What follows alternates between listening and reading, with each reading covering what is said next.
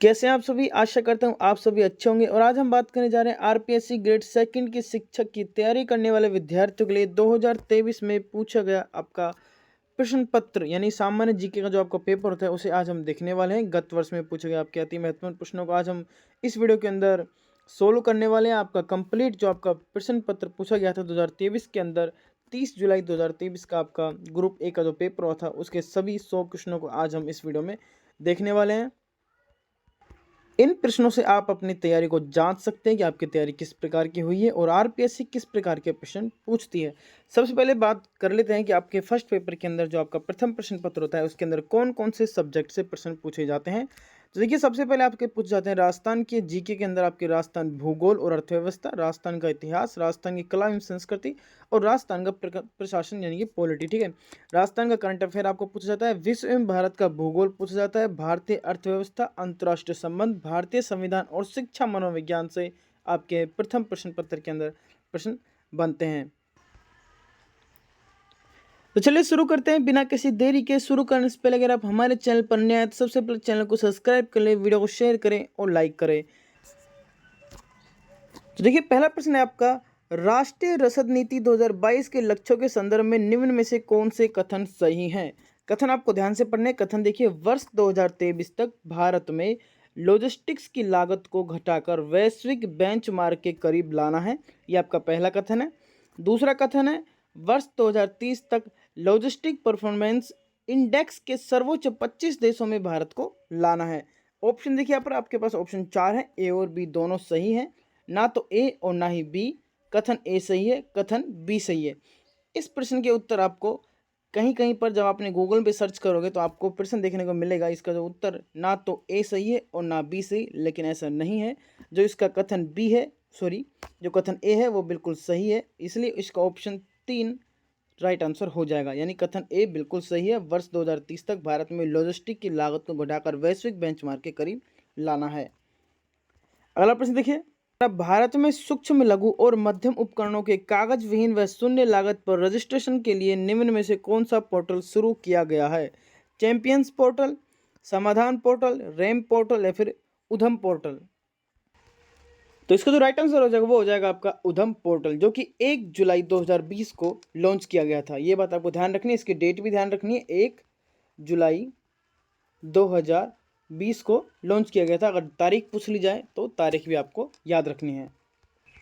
अगला प्रश्न देखिए, अगला प्रश्न आता है, निम्न में से कौन से बजट में सरकार ने घोषणा की थी कि भारत में कृषकों को उनकी उत्पादन लागत से कम 1.5 गुना न्यूनतम समर्थन मूल्य दिया जाएगा। ठीक है, संघीय बजट 2020-21, संघीय बजट 2022, 18-19 या फिर 19-20। तो देखिए, वो आपका बजट था 2018-19 में, जिसमें सरकार ने घोषणा की थी कि भारत में कृषकों को उनकी उत्पादन लागत से कम 1.5 गुना न्यूनतम समर्थन मूल्य दिया जाएगा। तो जो इसका राइट आंसर हो जाएगा ऑप्शन नंबर 3, 2018-19, संघीय बजट 2018-19। अगला प्रश्न देखिए, अगला प्रश्न आता है हमारा, भारत में निम्न में से कौन सी संस्था भारतीय निर्यातकों और बैंकों को निर्यात शाखा बीमा सेवाएं प्रदान करती है। विदेशी व्यापार का भारतीय संस्थान, वाणिज्य मंत्रालय का विदेशी व्यापार विभाग, निर्यात शाखा गारंटी निगम, निर्यात शाखा बीमा निगम। तो देखिए, इसका राइट आंसर वो आपका निर्यात शाखा गारंटी निगम। ठीक है, जो निर्यात शाखा गारंटी निगम है जो आपके लिमिटेड वाणिज्य और उद्योग मंत्रालय के पूर्ण स्वामित्व में होती है। ठीक है, ये बात आपको ध्यान में रखनी है। अगला प्रश्न देखिए, अगला प्रश्न आता है हमारा, भारत में प्रेस की स्वतंत्रता है, संसद के अधिनियमों के तहत उपलब्ध है। दूसरा ऑप्शन देखिए, कार्यकारी आदेशों के तहत उपलब्ध है, संविधान में विशेष रूप से प्रदान किया गया है, अभिव्यक्ति की स्वतंत्रता के अधिकार में निहित है। ऑप्शन 4 है और पूछ रहा है कि प्रेस की स्वतंत्रता निहित है या फिर है। तो देखिए, इसका जो राइट आंसर है वो आपकी अभिव्यक्ति की स्वतंत्रता के आधार में, अधिकार में निहित है। यह आपका अनुच्छेद 19 फर्स्ट है, जिसमें उल्लेख है कि प्रेस की स्वतंत्रता अभिव्यक्ति की स्वतंत्रता के अधिकार में निहित है। ध्यान रखिएगा, अनुच्छेद कौन सा है, अनुच्छेद है आपका 19 फर्स्ट। ठीक है, याद रखिए अगर अनुच्छेद पूछ ले तो। अगला प्रश्न देखिए, भारतीय राज्यों में केंद्र शासित प्रदेशों के लिए निर्यात तत्परता सूचकांक कौन तैयार करता है। वित्त आयोग, भारत सरकार, नीति आयोग, प्रतिस्पर्धात्मकता संस्थान, विदेश मंत्रालय, वाणिज्य एवं उद्योग मंत्रालय। तो देखिए इसका जो राइट आंसर है वो आपका नीति आयोग एवं प्रतिस्पर्धात्मक संस्थान। ठीक है, ये बात आपको ध्यान में रखनी है, इसके द्वारा होता है। अगला प्रश्न देखिए, भारत शासन अधिनियम 1935 के तहत महासंघ में अवशिष्ट शक्तियां दी गई हैं। ऑप्शन आपके पास गवर्नर जनरल, संघीय विधायिका, प्रांतीय विधानमंडल और प्रांतीय गवर्नर। तो देखिए जिसका राइट आंसर हो जाएगा वो हो जाएगा आपका गवर्नर जनरल। दरअसल बात 1935 में जब ब्रिटिश संसद द्वारा भारतीय सरकार का अधिनियम पारित किया गया था तो 1937 में ये लागू हुआ था और इसके तहत ही गवर्नर जनरल को महासंघ में अवशिष्ट शक्तियां प्रदान की गई थी। ये बात आपको ध्यान में रखनी है। लागू कब हुआ था तो 1937 में हुआ था। ये बात आपको ध्यान में रखनी है। किसके द्वारा? ब्रिटिश संसद के द्वारा 1935 में। ठीक है, अगला प्रश्न देखिए, भारत सरकार अधिनियम 1919 के तहत भारतीय जनसंख्या के किस वर्ग को वोट देने का अधिकार दिया गया था? ठीक है, केवल वे पुरुष जो कुछ निश्चित संपत्ति और शैक्षिक योग्यताएं पूरी करते हैं। ठीक है, ये क्यों नहीं यहाँ पर टाइपिंग मिस्टेक। ठीक है, केवल वे पुरुष जो कुछ निश्चित संपत्ति और शैक्षिक योग्यताएं पूरी करते हो, केवल वे महिलाएं जो निश्चित संपत्ति और शैक्षिक योग्यताएं पूरी करती हो, भारत के सभी नागरिकों को, भारत में रहने वाले केवल ब्रिटिश नागरिकों को। तो देखिए इसका जो राइट आंसर है वो आपका फर्स्ट, केवल वे पुरुष जो कुछ निश्चित संपत्ति और शैक्षिक योग्यताएं पूरी करते हो। ठीक है, 1919 के अधिनियम के तहत आपकी बहुत सारी विशेषताएं हैं इसके अंदर, जैसे कि केंद्रीय विधायकों को अधिक शक्तिशाली बना दिया गया। ठीक है, और उसी के साथ में आरक्षित महिलाओं को वोट देने का भी अधिकार दिया गया था। ठीक है, आपके द्विसदनीय विधानमंडल की शुरुआत की गई थी। तो ये कुछ महत्वपूर्ण बातें थी आपके 1919 के अधिनियम की। अगला प्रश्न देखिए, अगला प्रश्न आता है हमारा, भारतीय संविधान का कौन सा भाग, एक सेकंड में इसको हाईलाइट कर देता हूँ, भारतीय संविधान का कौन सा भाग राज्य के नीति निर्देशक सिद्धांतों से संबंधित है? भाग 5, भाग 4, भाग 3, भाग 2। तो देखिए जो इसका राइट आंसर है वो आपका ऑप्शन नंबर 2 भाग 4, जिसके आपके अनुच्छेद 36 से 51 तक आपके राज्य के नीति निर्देशक तत्वों को बारे में उल्लेख है। इन सिद्धांतों का जो उद्देश्य है वो लोगों के लिए सामाजिक, आर्थिक और न्याय सुनिश्चित करना है। ये शब्दों को ध्यान रखिएगा परीक्षा के अंदर अगर पूछ ले, सामाजिक, आर्थिक और न्याय सुनिश्चित करने और भारत को एक कल्याणकारी राज्य के रूप में स्थापित करना है राज्य के नीति निर्देशक तत्वों का उद्देश्य। तो ये बात आपको ध्यान रखनी है। अनुच्छेद में आपको बता चुका हूँ, अनुच्छेद 36 से 51 तक। ठीक है, ये बात भी आपको ध्यान में रखनी है। प्रश्न बन सकता है किस अनुच्छेद से किस अनुच्छेद तक। अगला प्रश्न देखिए, भारत में राष्ट्रपति के निर्वाचन के लिए कौन सी पद्धति को अपनाया जाता है? मनोनयन, वंशानुगत, प्रत्यक्ष निर्वाचन, अप्रत्यक्ष निर्वाचन। ऑप्शन 4 है आपके पास। तो देखिए जो राइट आंसर है वो है अप्रत्यक्ष निर्वाचन। ठीक है, याद रखिएगा, अप्रत्यक्ष निर्वाचन विधि के द्वारा आपके राष्ट्रपति का चुनाव होता है। इसको जिस नाम से जाना जाता है वो है आपकी एकल संक्रमणीय आनुपातिक प्रतिनिधित्व गुप्त मतदान प्रणाली, जिसे इंग्लिश में कहते हैं अंडे हेयर नीति। ये बात आपको ध्यान में रखनी है, इंपॉर्टेंट बात है।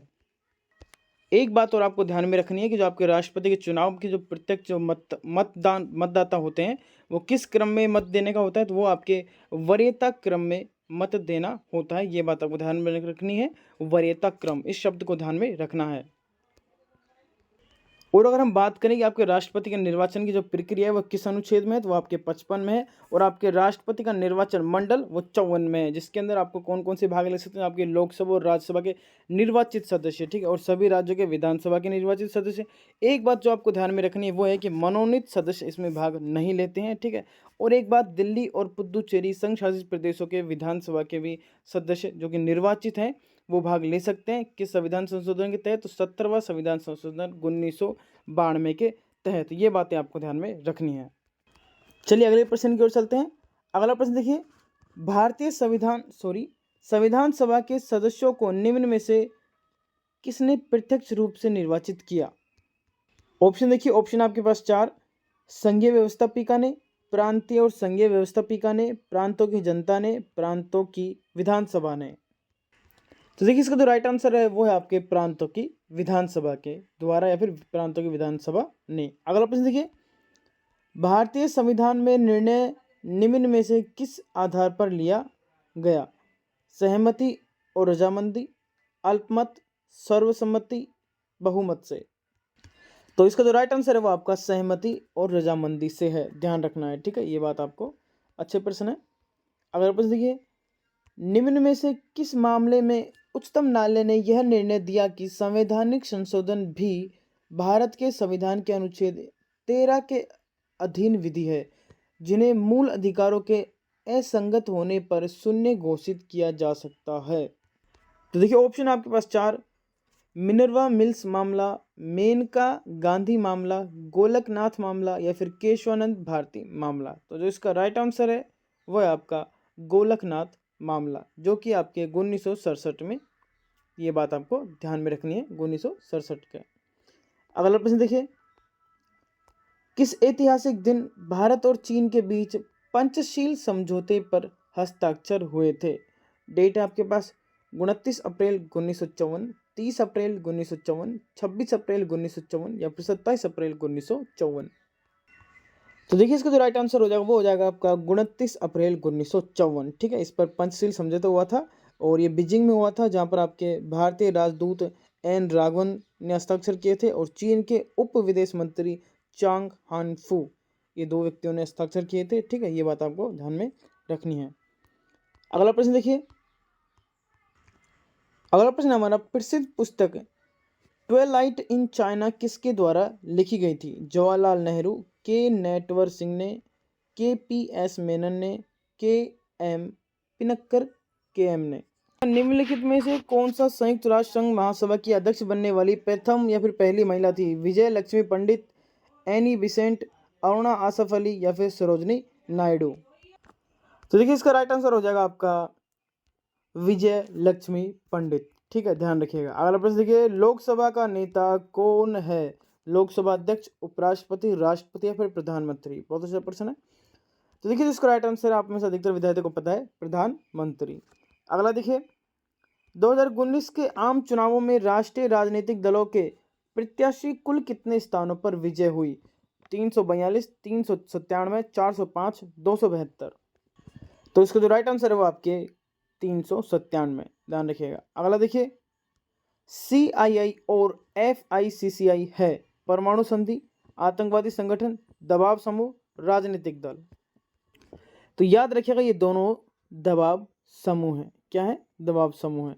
अगला देखिए, निम्नलिखित में से कौन से कथन शिक्षा मनोविज्ञान के महत्व के संदर्भ में सही है? निम्नलिखित में से कौन से कथन शिक्षा मनोविज्ञान के महत्व के संदर्भ में सही हैं?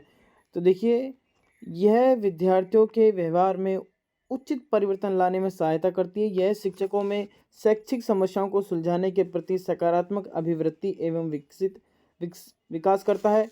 यह शिक्षकों को विद्यार्थियों की व्यक्तित्व विभिन्नताओं को नज़रअंदाज करने हेतु प्रेरित करता है। यह शिक्षकों को स्वयं को समझने में मदद करता है।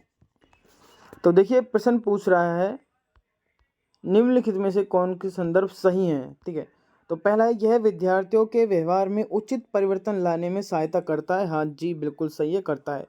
यह शिक्षकों में शैक्षिक समस्याओं को सुलझाने के प्रति सकारात्मक अभिवृत्ति एवं विकसित करता है। ये भी बात सही है। यह शिक्षकों को विद्यार्थियों की व्यक्तित्व विभिन्नताओं को नजरअंदाज करते हुए प्रेरित करता है। नहीं, ये गलत है। यह शिक्षकों को स्वयं को समझने में मदद करता है। ये भी बिल्कुल सही है। तो इसका जो ऑप्शन देखिए, ए, बी और डी, ए बी डी, तो यानी फर्स्ट इसका जो राइट आंसर हो जाएगा। अगला देखिए, निम्नलिखित में से कौन सी शिक्षा मनोविज्ञान की विशेषता नहीं है? ये बात ध्यान रखिएगा, पूछ रहा नहीं है। देखिए, शिक्षा मनोविज्ञान शैक्षिक परिस्थिति में मानव व्यवहार का अध्ययन करता है, तो बिल्कुल बात सही है ये। अगला देखिए, शिक्षा मनोविज्ञान शिक्षण अधिगम प्रक्रिया हेतु सरल मार्ग प्रशस्त करता है। ये भी आपका बिल्कुल सही है। अगला देखिए, शिक्षा मनोविज्ञान का मुख्य केंद्र दर्शन शास्त्र का अध्ययन करना है। ये बात गलत है। अगला देखिए, शिक्षा मनोविज्ञान का मुख्य केंद्र मानव व्यवहार है। ये बात बिल्कुल सही है। तो इसका जो राइट आंसर है कि कौन सा नहीं है, तो ऑप्शन नंबर 3 इसका राइट आंसर होगा कि ये बिल्कुल गलत है। अगला देखिए, अधिगमकर्ता के विकास के संदर्भ में निम्नलिखित में से कौन सा कथन सही है? विकास पूर्वानुमति, विकास अंश से संपूर्ण की ओर बढ़ना, विकास रेखीय पथ पर आगे बढ़ना, विकास के सभी आयाम समन्वित होते हैं। तो देखिए प्रश्न पुनः पढ़िए, अधिगमकर्ता के विकास के संदर्भ में निम्नलिखित में से, यानी अधिगमकर्ता के विकास के संदर्भ में विकास पूर्वानुमति, हाँ ये सही है। विकास अंश से संपूर्ण की ओर बढ़ता है, ये गलत है। विकास रेखीय पथ पर आगे बढ़ता है, ये भी गलत है। विकास के सभी आयाम समन्वित होते हैं, ये सही है। तो यानी कि ऑप्शन ए और डी केवल ये गलत है। ऑप्शन हाँ केवल 4 ए और डी ये सही होगा, यानी ऑप्शन नंबर 4 इसका राइट आंसर होगा। अगला प्रश्न देखिए, जीन पियाजे के संज्ञानात्मक विकास सिद्धांत की कौन सी अवस्था में विद्यार्थी वस्तुओं या क्रियाओं के प्रतिवर्ता को समझने लगता है? अंतः प्रज्ञावस्था, पूर्व संप्रत्यात्मक विचार अवस्था, मूर्त संक्रियात्मक अवस्था, औपचारिक संक्रियात्मक अवस्था। पूछ रहा है कौन सा सही है। तो देखिए मूर्त संक्रियात्मक अवस्था ये बिल्कुल सही होगा आपका, वस्तु और क्रियाओं के प्रत्यवर्ता को समझने लगता है मूर्त संक्रियात्मक अवस्था में। अगला प्रश्न देखिए, अगला प्रश्न आता हमारा, कोहलबर्ग के नैतिक विकास के सिद्धांत अनुसार परंपरागत नैतिकता के अंतर्गत आने वाली नैतिक अवस्थाओं से सही कोट का चयन हमें यहाँ पर करना है। पहला देखिए दंड एवं आज्ञाकारिता, तो ये बिल्कुल सही है। अगला है सामाजिक अनुबंधन, नहीं ये गलत है। अच्छे अंत व्यक्तित्व संबंध, ये भी सही है। सार्वत्रिक नीतिपरक सिद्धांत, ये भी गलत है। तो यानी कि आपका ऑप्शन ए और सी सही होगा। ऑप्शन ए और सी यानी कि ऑप्शन नंबर 3 इसका राइट आंसर हो जाएगा। अगला प्रश्न की ओर चलते हैं। अगला प्रश्न है हमारा, निम्नलिखित में से कौन सी अधिगम की सही विशेषता नहीं है? फिर से ध्यान रखिएगा, नहीं है। पेपर में हम सीधा पढ़ते नहीं है, ये लास्ट का शब्द आपका प्रश्न गलत करवा सकता है। पूछ रहा है नहीं है। अगला देखिए, ऑप्शन देखिए, अधिगम से नई क्रियाओं का अर्जन होता है और पुरानी क्रियाओं में परिमार्जन होता है। थकान, परिपक्वता इत्यादि से होने वाले परिवर्तन को अधिगम कहा जा सकता है। अधिगम उद्देश्यपूर्ण होता है। अधिगम का मापन निष्पादन के आधार पर होता है। तो देखिए पूछ रहा है नहीं है, तो देखिए ऑप्शन ए आपका सही है, अधिगम से नई क्रियाओं का अर्जन होता है और पुरानी क्रियाओं में परिमार्जन होता है, बिल्कुल सही है। दूसरा देखिए थकान, परिपक्वता, यही ही बस ये दो शब्द, थकान व परिपक्वता इत्यादि से होने वाले परिवर्तन को हम अधिगम नहीं कह सकते, ठीक है। ये बात आपको ध्यान में रखनी है। जहाँ पर आपको थकान, परिपक्वता, ठीक है, जैसे नशा वशा है ये, ठीक है, इनसे संबंधित अगर कोई परिवर्तन आता है तो वो अधिगम नहीं कहलाता है। अधिगम उद्देश्यपूर्ण होता है, बिल्कुल सही है। अधिगम का मापन निष्पादन के आधार पर होता है, ये भी बिल्कुल सही है। तो ऑप्शन नंबर 3 इसका हो जाएगा उत्तर। इसको मैं कर देता हूँ और इसको डिलीट कर देता हूँ, राइट, ये होगा इसका, ठीक है। अगला देखिए, अगला प्रश्न देखिए, अगला प्रश्न होता है, बडूरा के अनुसार लोग बार बार दंड प्राप्त करने वाले मॉडल की बजाय उस मॉडल को चुनना अधिक पसंद करते हैं जो अच्छे परिणाम देने में प्रवीण हो। इस कथन में अवलोकनात्मक अधिगम की कौन सी प्रक्रिया सम्मिलित है? अवधारणात्मक, अभिप्रेरणात्मक, धारणात्मक या फिर उत्पादन? मनोविज्ञान के प्रश्नों को आपको अगर समझ नहीं आता है तो दोबारा पुनः पढ़िए, ठीक है। लोग बार बार दंड प्राप्त करने वाले मॉडल की बजाय उस मॉडल को चुनना अधिक पसंद करते हैं जो अच्छे परिणाम देने में प्रवीण होते हैं। इस कथन में अवलोकनात्मक अधिगम की कौन सी प्रक्रिया सम्मिलित है? तो अवधारणात्मक गलत है, अभिप्रेरणात्मक इसका राइट आंसर होगा, ठीक है। कौन सा होगा? अभिप्रेरणात्मक। चलिए अगले प्रश्न की ओर चलते हैं। अगला प्रश्न देखिए, अधिगम के केंद्रीय विचार नीचे दिए जा रहे हैं। अधिगमकर्ता अपने ज्ञान के निर्माण हेतु सक्रिय रहते हैं। ज्ञान निर्माण प्रक्रिया में सामाजिक अंतःक्रिया महत्वपूर्ण होती है। उपरोक्त दोनों केंद्रीय विचारों के आधार पर निर्मितवादी अधिगम के संदर्भ में कौन सा विकल्प सही है? पूछ रहा है निर्मितवादी के तहत, ठीक है। तो देखिए कथन को दोबारा पढ़िए, अधिगमकर्ता अपने ज्ञान के निर्माण हेतु सक्रिय रहते हैं, बिल्कुल सही है। ज्ञान निर्माण प्रक्रिया में सामाजिक अंतःक्रिया महत्वपूर्ण होती है, ये भी सही है। तो ऑप्शन फर्स्ट इसका राइट आंसर हो जाएगा, ए और बी दोनों आवश्यक हैं। अगला देखिए, जोड़ों को मिलान करना है। एक तरफ हमें दे रखे हैं समूह, दूसरे भी समूह। तो देखिए ऑप्शन हमारे पास अलोंग्स परीक्षण, संस्कृत मुक्ति परीक्षण, सम्मिलित सिद्धांत और आईक्यू, ठीक है। एक तरफ है टर्मर, एलेक्जेंडर केटल और जेन जोंग। तो देखिए जो आपका सबसे पहला है आपका पास अलोंग परीक्षण, ठीक है, ये आपके एलेक्जेंडर से हो जाएगा। संस्कृति मुक्त परीक्षण, ये आपके केटल है, तो इसको केटल से मिला दीजिए, सॉरी हाँ केटल से मिला दिया। सम्मिलित सिद्धांत, ये आपका जेनजोंग, और आईक्यू आपका हो जाएगा इसको इससे ये टर्मन, ठीक है। तो देखिए इसका राइट आंसर हो जाएगा पहले में दूसरा, सही है, दूसरे में तीसरा, यानी ऑप्शन नंबर 4 इसका राइट आंसर हो जाएगा, ये आपको ध्यान में रखना है। अगला देखिए, अगला प्रश्न देखिए, अगला प्रश्न आता है जुंग या फिर युंग के अनुसार व्यक्तित्व की टाइपोलॉजी में समाज सेवी, राजनीतिक और व्यापार प्रबंधक निम्न में से श्रेणीबद्ध किए जा सकते हैं। उभयमुखी, बहिर्मुखी, अंतर्मुखी या फिर मध्यमुखी। जो शब्द दिए गए इसमें समाज सेवी, राजनीतिक और व्यापार प्रबंधन, ठीक है। तो इसका राइट आंसर हो जाएगा आपका बहुमुखी, क्योंकि जो ऐसे व्यक्ति वाले जो होते हैं इनकी रुचि बाह्य जगत में अधिक होती है। कुछ शब्द आपको ध्यान में रखना है बहिर्मुखी वाले व्यक्तियों के, जैसे कि इनकी व्यवहार कुशल होना, विचार प्रधान होते हैं, निर्णय की जो ये निर्णय लेते हैं भावों के अनुसार लेते हैं, ये आशावादी होते हैं, परिस्थिति के अनुकूल ढलने वाले होते हैं, और इनका जो व्यवहार है वो ठीक है। नेक्स्ट क्वेश्चन आता है हमारे व्यक्तिगत आकलन के लिए निम्नलिखित में से कौन सी परिस्थिति परीक्षण का उदाहरण नहीं है। देखिए ऑप्शन है हमारे पास सैन्य स्थिति परीक्षण, MMPI, समाजमिति या फिर साइको ड्रामा, ठीक है। तो इसका जो राइट आंसर है पूछ रहा है नहीं है, तो वो हो जाएगा आपका MMPI, क्योंकि मिनोसोटा मल्टीफोसिस पर्सनैलिटी इन्वेंटरी, ये एक तरह के व्यक्तित्व मापन की विधि है जिसमें 14 से 18 आयु के वर्ग के बच्चों के व्यापक रूप से जो आपके असामान्य व्यक्तित्व का व्यवहार है उसको स्वरूप उसका जो परीक्षण करता है। और अगर पूछे कितने मिनट में करता है तो 90 से 120 मिनट के मध्य में।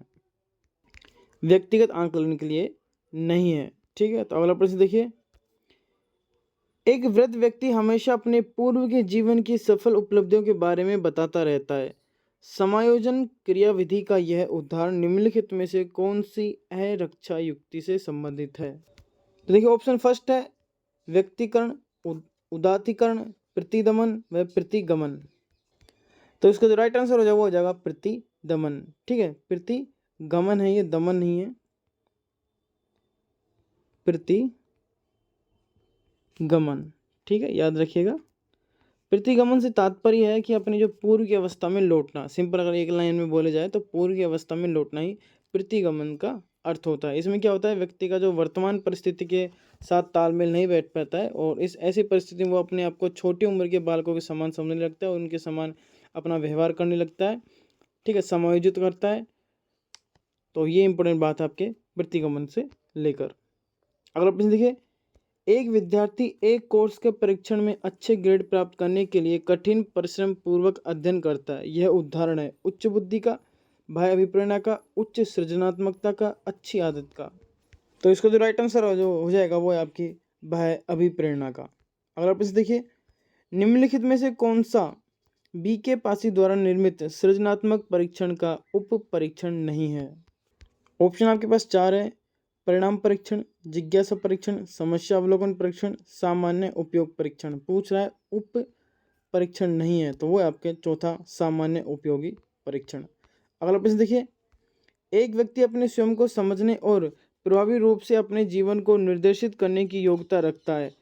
गार्डनर के अनुसार व्यक्ति निम्नलिखित में से किस प्रकार का फ्रेम ऑफ माइंड रखता है, यानी मन की रूपरेखा। तो देखिए ऑप्शन 4 है आपके पास, शारीरिक क्रियात्मक कौशल, अस्तित्व परक कौशल, अंत व्यक्तित्व कौशल, अंतरा व्यक्तित्व कौशल। तो इसका जो राइट आंसर हो जाएगा वो हो जाएगा ऑप्शन नंबर 4 अंतरा व्यक्तित्व कौशल। अगला प्रश्न देखिए, निम्नलिखित में से कौन सा अभिप्रेरणा का परिप्रेक्ष्य विद्यार्थी के व्यक्तिगत विकास, उसके अपने भाग्य चयन की स्वतंत्रता और सकारात्मक गुणों की क्षमता पर बल देता है। सामाजिक, मानवतावादी, व्यवहारवादी व संज्ञानवादी, ठीक है। तो इसका जो राइट आंसर वो आपका। तो देखिए अगला प्रश्न आता है हमारा, अपने स्वयं को अपने आंतरिक विचारों, भावनाओं और क्रियाओं के रूप में परिभाषित करने का एक तरीका आत्म प्रत्यय का दृष्टिकोण है। ऑप्शन आपके पास स्वतंत्र, आश्रित, सामाजिक व अंत निर्भर। तो इसका राइट आंसर हो जाएगा स्वतंत्र, ठीक है। अगले प्रश्न की ओर चलते हैं। अगला प्रश्न आता है हमारा, यदि व्यक्तित्व भिन्नताओं का सामान्य वितरण वक्र बनाया जाए तो कितने प्रतिशत लोग M16 की सीमा के बीच पाए जाएंगे, ठीक है। ऑप्शन आपके पास 70.14, 65.42, 98.26 या फिर 68.26। इसका राइट आंसर हो जाएगा आपका ऑप्शन नंबर 3, 98.26%। ठीक है। अगला प्रश्न देखिए, प्रतिभाशाली बालकों को स्कूल में सफलता के लिए प्रोत्साहन करने के सर्वोच्च तरीकों के बारे में अनुसंधान सुझाते हैं कि पुरस्कार के लिए प्रयोक्ता प्रवर्तक को प्रोत्साहित करना, जहाँ तक संभव हो सके उन्हें सहपाठी शिक्षक नियुक्त करना, स्वयं के लिए अधिगम से प्रेम करने हेतु प्रोत्साहित करना, उन्हें अपने माता पिता की अच्छी आकांक्षाओं की याद दिलाना। प्रश्न को दोबारा पढ़िए ध्यानपूर्वक। प्रतिभाशाली बालकों को स्कूल में सफलता के लिए प्रोत्साहित करने के सर्वोच्च तरीकों के बारे में जो सुझाव हैं वो यहाँ पर आपके पास ऑप्शन दे रखे हैं। पहला है पुरस्कार के लिए प्रतियोगिता प्रवृत्ति को प्रोत्साहन करना, तो और यही इसका राइट आंसर हो जाएगा, ऑप्शन नंबर फर्स्ट इसका राइट आंसर होगा। अगला प्रश्न देखिए, एक व्यक्ति की एक उत्पाद के प्रति अभिवृत्ति लक्षित के वस्तुनिष्ठ गुणों के बारे में उसके विश्वासों पर आधारित है। अभिवृत्ति का यह घटक है भावात्मक, व्यवहारात्मक, मूल्य या फिर संज्ञानात्मक। तो जो इसका राइट आंसर हो जाएगा वो हो जाएगा आपका ऑप्शन नंबर फर्स्ट, भावात्मक। ठीक है।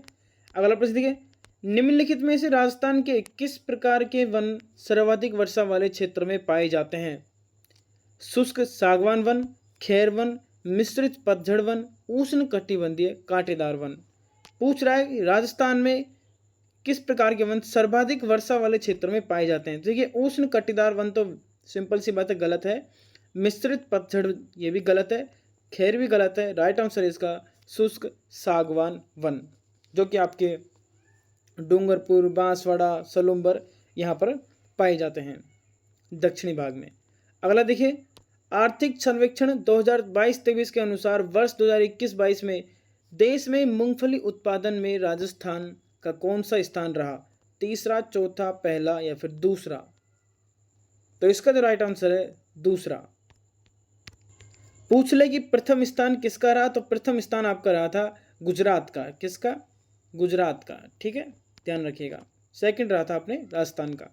अगला देखिए, राजस्थान में स्थित वागड़ नामक ऊबड़ खाबड़ सतह एवं विच्छेदित स्थलाकृति किस नदी के द्वारा बनती है या फिर निर्मित होती है?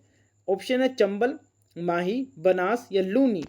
ठीक है, तो देखिए अधिकतर विद्यार्थी चंबल सोच रहे हैं, लेकिन चंबल नहीं, चंबल डींग प्रदेश के लिए जाना जाता है, डींग बीहड़ के लिए। ठीक है, ये वो बीहड़ होता है, ये वागड़ पूछ रहा है यहाँ पर। ठीक है। अगली आपकी लूनी नदी, तो लूनी नदी भी कैंसल, गलत समझिए। जो इसका राइट आंसर वो आपकी माही नदी है। ठीक है। अगला प्रश्न देखिए, निम्नलिखित में से राजस्थान, एक सेकंड में हाईलाइट कर देता हूं इसको, निम्नलिखित में से राजस्थान के जिलों का कौन सा समूह दक्षिण पश्चिमी मानसून से औसत वर्षा की मात्रा के अनुसार आरोही क्रम में सही ढंग से व्यवस्थित है? ऑप्शन देखिए बूंदी, हनुमानगढ़, जयपुर, बांसवाड़ा, बांसवाड़ा, बूंदी, जयपुर, हनुमानगढ़, जयपुर, हनुमानगढ़, बूंदी, बांसवाड़ा, हनुमानगढ़, जयपुर, बूंदी, बांसवाड़ा। यानी कि कम वर्षा से आपको अधिक वर्षा की तरफ बताना है। और कौन से मानसून के अनुसार बताना है आपको? बताना है पश्चिमी मानसून, दक्षिणी पश्चिमी मानसून के अनुरूप।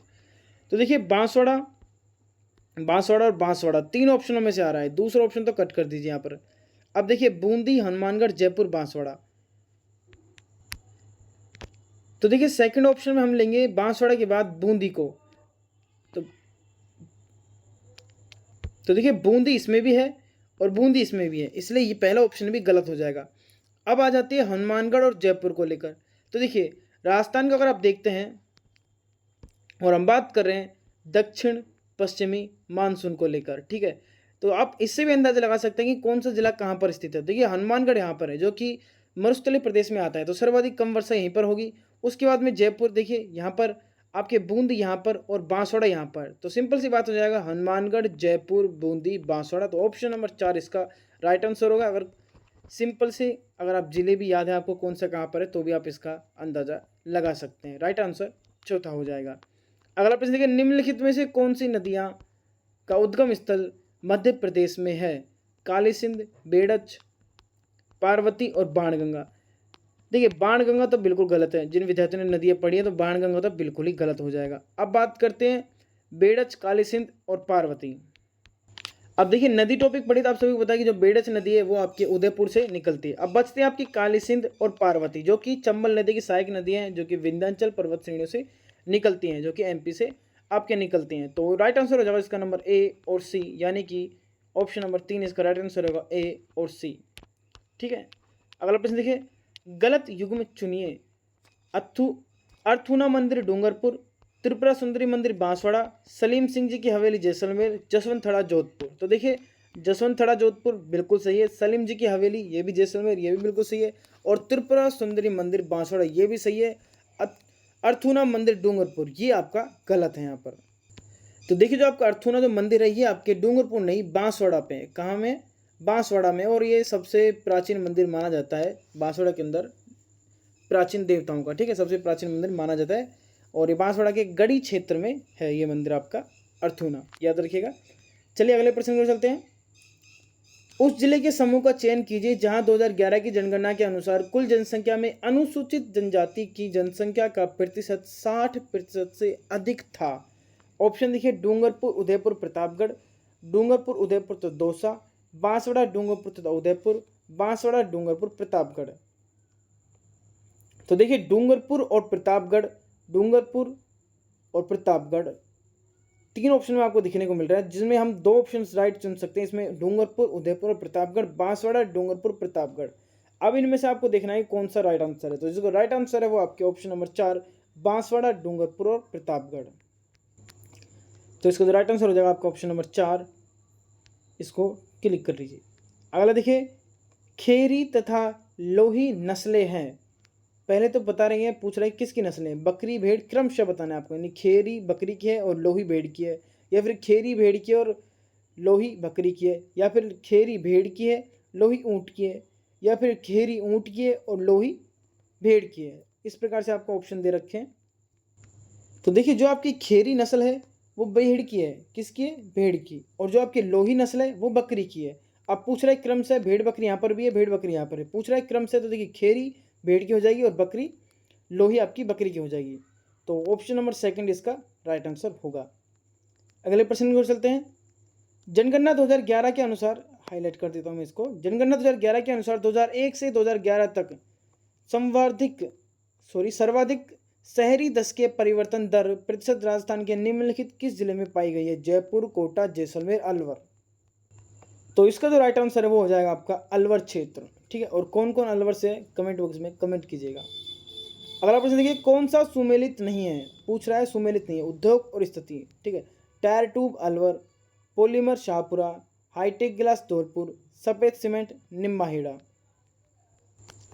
तो देखिए पूछा है सुमेलित नहीं है, तो देखिए सफ़ेद सीमेंट जो आपके निम्बाहेड़ा में नहीं है, ये आपके चित्तौड़गढ़ में मिलता है, नागौर में मिलता है, जोधपुर में मिलता है। चित्तौड़गढ़ में आपके मांगरोल में मिलता है, गोटन नागौर के अंदर मिलता है, और खरिया खंगार जोधपुर के अंदर आपके सफ़ेद सीमेंट के उद्योग आपको देखने को मिलते हैं।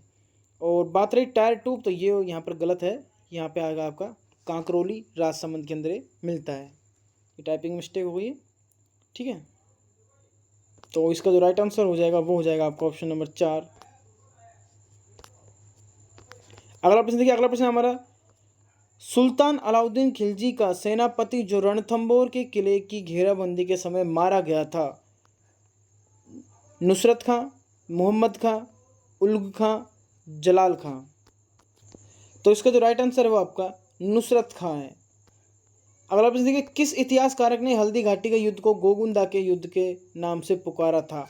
Abul Fazal, Nizamuddin Ahmad, Badayuni, colonel James Tod. तो इसका जो राइट आंसर है वो है बदायूनी। अगला देखिए, 1857 के स्वतंत्रता संग्राम के समय मेवाड़ का पॉलिटिकल एजेंट था?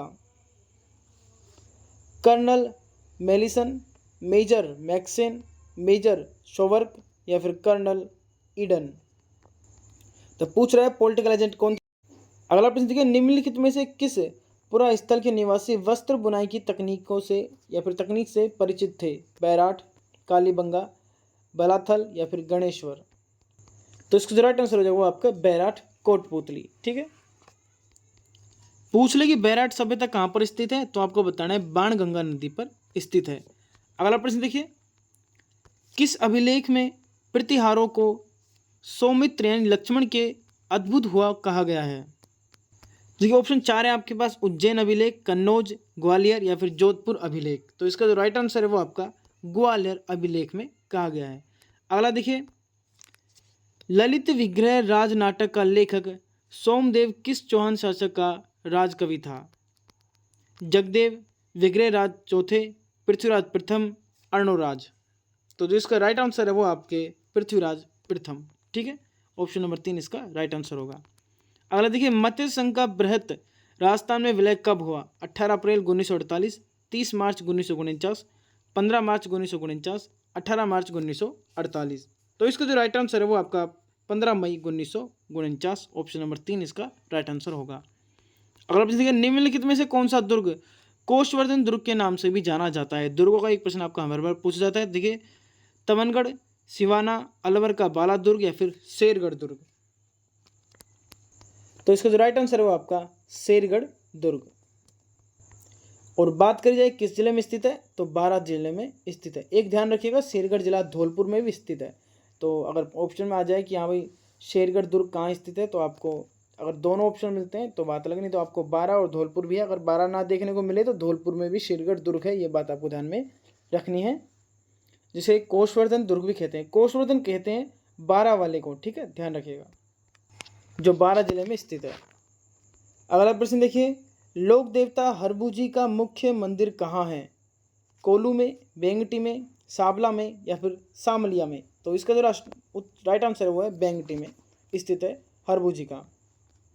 बात करते हैं इनका जन्म कहाँ पर हुआ था, तो इनका जन्म भुंडेल नागौर में हुआ था। ये बात आपको ध्यान में रखनी है। सांकलिया गोत्र के थे, एक बात और ये ध्यान में आपको रखनी है।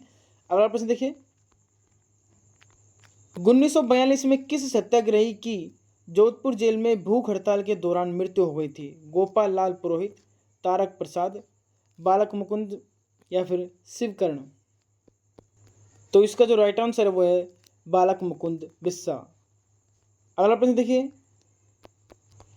अगला प्रश्न आता हमारा, चांदकर्ण शारदा और हरबिलास शारदा राजस्थान के किस संस्था से संबंधित थे? इंडियन एसोसिएशन, महाजन सभा, सब या फिर आर्य समाज? तो इसका जो राइट आंसर है ये दोनों आर्य समाज से संबंधित थे, ऑप्शन नंबर 4 इसका राइट आंसर होगा। अगला प्रश्न देखिए, 1911 एवं 1912 में गोविंद गुरु की गतिविधियों का केंद्र था? बेड़सा, खेड़ा, इडर या फिर सुंत? तो इसका जो राइट आंसर है वो आपका बेड़सा। आप सभी को बताना भी है कि कमेंट बॉक्स में कि आपके कितने परसेंट सही गए। अक्षय तृतीया का त्यौहार कब मनाया जाता है?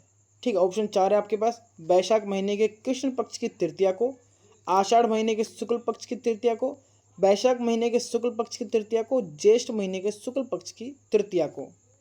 राइट आंसर आपको बताना है, फिर मैं आपको बताऊंगा ही। राइट आंसर इसका है वैशाख महीने की शुक्ल पक्ष की तृतीया को आपकी अक्षय तृतीया का त्यौहार बनाया जाता है। तृतीया से ये तो सिंपल है, तृतीया तो कॉमन है सभी में, तो बात आ जाती है सीधी वैशाख महीने की शुक्ल पक्ष को। अगला प्रश्न देखिए, लोक गायकी 4 वेद शैली राजस्थान में किस नगर में प्रचलित रही?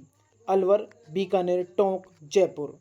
प्रश्न अच्छा है, तो इसका जो राइट आंसर, अगर आप देखिए, निम्नलिखित में से कौन सी रचना कानड़ देव और अलाउद्दीन खिलजी के आपसी संबंधों की जानकारी देता है? ठीक है, पद्मावत, एकलिंग, महात्म्य, सुरजन चरित्र या फिर वीरम देव सोनगरारी बात? ठीक है, तो इसका जो राइट आंसर है, पूछ रहा है कानड़ देव और अलाउद्दीन खिलजी की, तो वो है आपके वीरम देव सोनगरारी बात। इसके अंदर इनके संबंधों की जानकारी हमें मिलती है।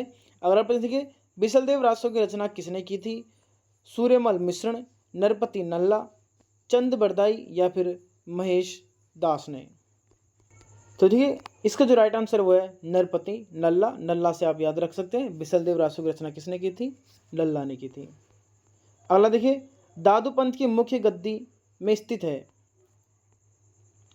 सांभर, डीडवाना, नरेना या फिर गोगामेडी? तो इसका राइट आंसर आपके नरेना। ठीक है, ध्यान रखिएगा, नरेना। प्रश्न फिर से बोलिए, दादू पंथ की मुख्य, जिसे आप गद्दी या फिर गादी भी कहते हैं, उसमें स्थित है, तो वो है आपके नरेना। अगर आप देखिए, खालिस्तान पर चित्रित पिछवाई नाथ द्वारा चित्रकला शैली का सजीव उदाहरण है? कौन सी पूछ रहा है? नाथ द्वारा चित्र शैली का पूछ रहा है। ठीक है, तो देखिए, कपड़ा, लकड़ी, चमड़ा या फिर कागज? तो वो है आपके कपड़ा, ऑप्शन नंबर फर्स्ट इसका राइट आंसर होगा। अगला प्रश्न देखिए, अगला प्रश्न नंबर, मोर बांधिया, पहरावना व ताणोना नामक 3 प्रकार के विवाह किस जनजाति में प्रचलित हैं? ऑप्शन अच्छा है, प्रश्न भी बहुत अच्छा है ये। ऑप्शन देखिए, ग्रासिया, मीणा, भील या फिर सहरिया। तो इसका जो राइट आंसर है वो है ग्रासिया जनजाति में ये तीनों विभाग के प्रचलित हैं। ठीक है, मोर बांधिया, पहरावना या फिर ताड़ना। अगला देखिए, मंडल द्वारा निम्नलिखित किन पुस्तकों की रचना की गई थी? राजवल्लभ, रूपावतार, देवमूर्ति प्रकरण या फिर वास्तुसार। ऑप्शन देखिए यहाँ पर आपको मिल जाएंगे, पहला, दूसरा, तीसरा, चौथा, पहला, दूसरा, तीसरा, चौथा या फिर पहला, तीसरा, चौथा। तो देखिए इसके अंदर आपके राजवल्लभ ये सही है, रूपावतार ये भी सही है, देवमूर्ति ये भी सही है और वास्तुसार भी सही है। तो ये सारे ही इसने लिखे थे। तो इसका जो राइट आंसर है वो हो जाएगा ऑप्शन नंबर 3। अगला देखिए, भारतीय राज्य के राज्यपाल के बारे में निम्नलिखित में से कौन सा कथन सत्य नहीं है? ये बात आपको ध्यान में रखनी है। वह 5 साल की अवधि के लिए पद पर रहता है। यदि संबंधित राज्य की विधानमंडल उसे हटाने के लिए प्रस्ताव पारित करती है तो उसे पहले भी हटाया जा सकता है। ये ऑप्शन यहाँ पर इसमें थर्ड मैच हो गया। ठीक है, उनकी नियुक्ति भारत के राष्ट्रपति द्वारा की जाती है। वह एक से अधिक राज्यों का राज्यपाल हो सकता है। प्रश्न पूछ रहा है नहीं है। तो देखिए वह 5 वर्ष की अवधि के लिए पद पर रहता है, बिल्कुल सही है। तो देखिए वह एक से अधिक राज्यों का राज्यपाल होता है, ये भी सही है। उनकी नियुक्ति भारत के राष्ट्रपति द्वारा होती, ये भी सही है। पूछ रहा है नहीं, तो देखिए यदि संबंधित राज्य के विधानमंडल उसे हटाने के लिए प्रस्ताव पारित करती है तो उसे पहले भी हटाया जा सकता है, तो ये बिल्कुल गलत होगा। ठीक है, अगला प्रश्न देखिए, किस संविधान संशोधन के तहत एक ही व्यक्ति को 2 या अधिक राज्यों का राज्यपाल बनाया जा सकता है?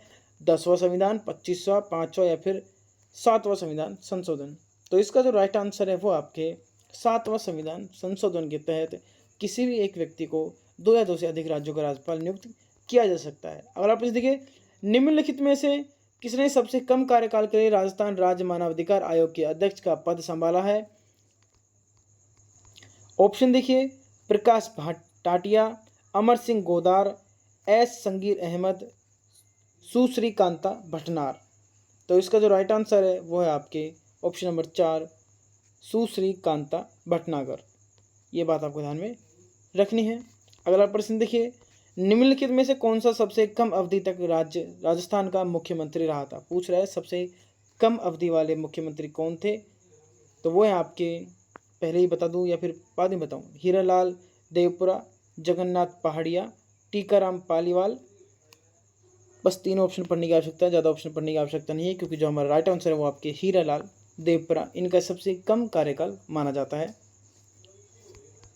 अगर पूछ ले समय की यानी अवधि की, तो 23 फरवरी 1985 से 10 मार्च 1985 तक ये अपने मुख्यमंत्री पद पर रहे थे। अगला प्रश्न देखिए, राजस्थान के मुख्यमंत्री के अपने प्रथम कार्यकाल के दौरान श्री अशोक गहलोत ने मुख्यमंत्री का पद निम्न में से किस तारीख को संभाला था? अच्छा प्रश्न है। दिसंबर 3, 1998, दिसंबर 12, 1998, दिसंबर 1, 1998 या फिर दिसंबर 2, 1998। तो राइट आंसर आपका ऑप्शन नंबर 3, 1 दिसंबर 1998। अगला प्रश्न देखिए, राजस्थान के मुख्यमंत्री कि अपने प्रथम कार्यकाल के दौरान श्री अशोक गहलोत ने मुख्यमंत्री का पद निम्न में से किस तारीख को संभाला था? सॉरी, ये प्रश्न फिर से रिपीट हो चुका है।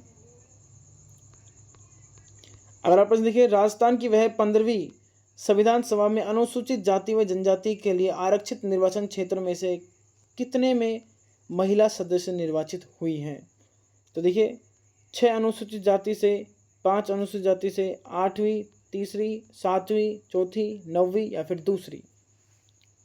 तो इसका जो राइट आंसर है वो आपके 8वीं अनुसूचित जाति से और तीसरी अनुसूचित जनजाति से। ठीक है, प्रश्न को ध्यान से पढ़िएगा। अनुसूचित जाति और अनुसूचित जनजाति के लिए आरक्षित निर्वाचन क्षेत्र में कितने महिलाएं सदस्य निर्वाचित हुई? तो 8 अनुसूचित जाति से और 3 अनुसूचित जनजाति से। अगला देखिए, निम्न में से किस वर्ष राजस्थान पंचायती राज अधिनियम में संशोधन नहीं हुआ? फिर से ध्यान रखिएगा, नहीं हुआ। 2002, 2004, 1999 या फिर 2000। तो देखिए इसका जो राइट आंसर हो जाएगा वो है आपका 2002। अगला प्रश्न देखिए, अनुच्छेद पूछित अनुच्छेद 40 को ध्यान रखिएगा। ठीक है, क्योंकि अनुच्छेद 40 में ध्यान रखने की बातें, जैसे राज्य के जो आपके राजस्थान पंचायती अधिनियम है 1953 के तहत राज्यों में ग्राम पंचायतों के गठन का प्रावधान किया गया है, अनुच्छेद 40। ठीक है, ध्यान रखिएगा। संयुक्त राष्ट्र जनसंख्या कोष UNFPA ने सरोकारों से जुड़े मुद्दों की समझ बढ़ाने हेतु किस विश्वविद्यालय के साथ समझौता ज्ञापन पर हस्ताक्षर किए हैं? जय नारायण व्यास विश्वविद्यालय, मोहनलाल सुखड़िया विश्वविद्यालय, हरदेव जोशी पत्रकारिता जनसंचार विश्वविद्यालय, राजस्थान विश्वविद्यालय। ऑप्शन इसका जो सही है वो है आपके ऑप्शन नंबर 3 मोहनलाल सुखड़िया विश्वविद्यालय। अगला प्रश्न देखिए, आरपीएससी के निम्नलिखित अध्यक्षों को कालक्रम के अनुसार व्यवस्थित करना है।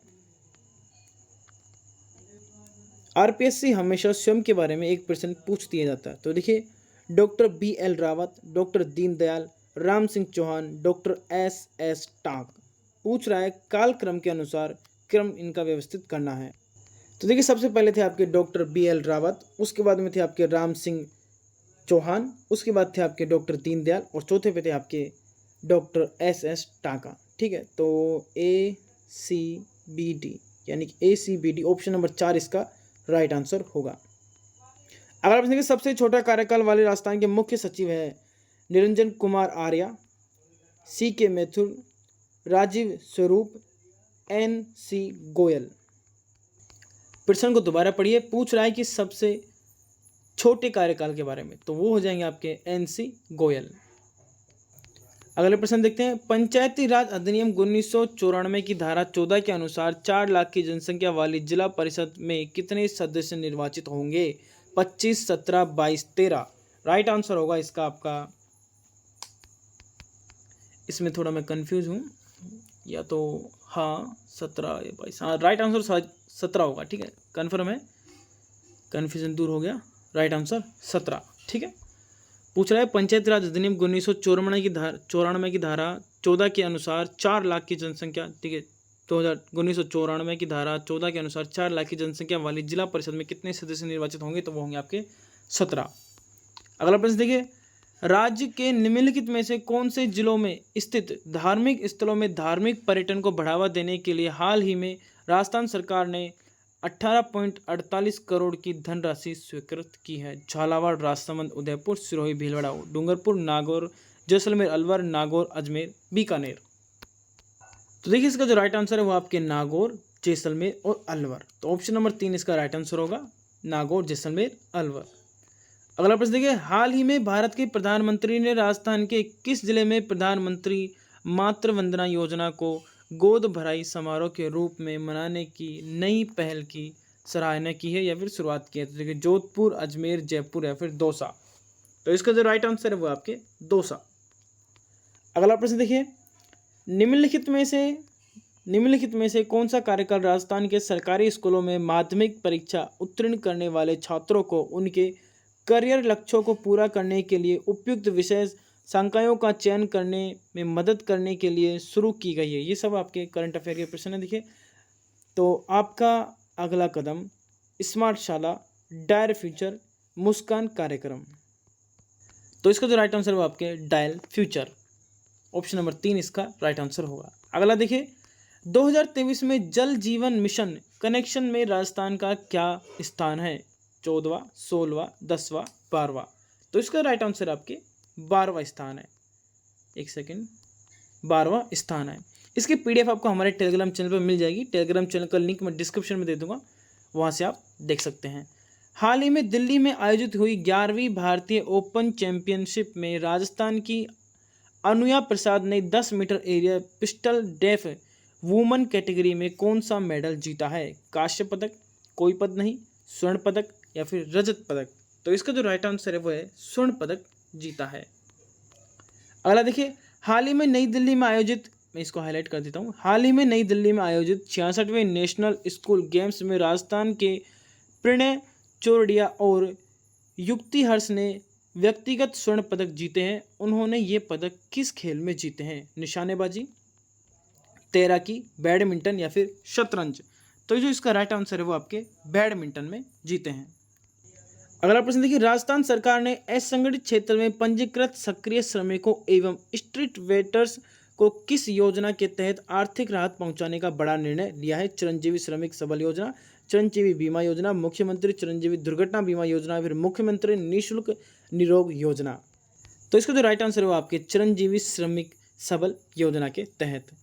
अगला प्रश्न देखिए, राजीव गांधी ग्रामीण और एक सेकंड में इसको हाईलाइट कर देता हूँ। राजीव गांधी ग्रामीण और शहरी ओलंपिक खेल 2023 में क्रमशः कितने कितने खेलों को शामिल किया गया है? 6-6, 7-7, 4-4 या फिर 5-7, सॉरी 4-5 या फिर 5-7।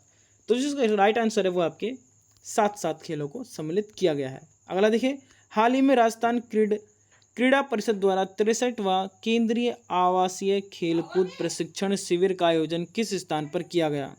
ऑप्शन फर्स्ट देखिए, बीकानेर, सीकर, माउंट आबू या फिर जोधपुर। तो जो इसका राइट आंसर है वो आपके माउंट आबू, ध्यान रखिएगा।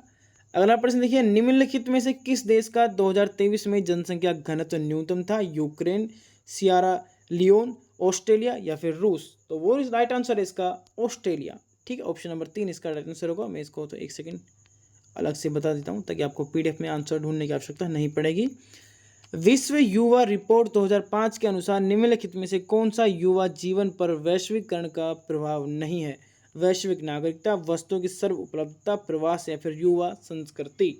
तो जो इसका राइट आंसर है वो आपके वस्तुओं की सर्व उपलब्धता। अगला प्रश्न देखिए, नीचे दिए गए कूट की सहायता से सही युग्मों का हमें चयन करना है। एक तरफ देख रखे हैं, अब वर्ल्ड ज्योग्राफी आ जाती है आपके महासागर, और एक तरफ दे रखे हैं आपके सीमावर्ती सागर। प्रशांत, कोरल सागर, हिंद, बंडा सागर, आर्कटिक, कारा सागर और अटलांटिक यानी अंध महासागर, बेरिंग सागर।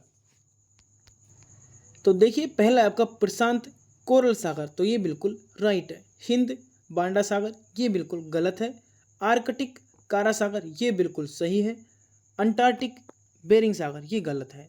ठीक है, जो आपके बंडा सागर है, जिसे आप बंदा सागर भी आपने कहीं पर लिखा हुआ देखा होगा, ये आपके प्रशांत महासागर में आता है। ठीक है, ये बात आपको ध्यान रखनी, ना कि हिंद में आता है। ठीक है, अगला जो गलत था वो था अपना बेरिंग सागर।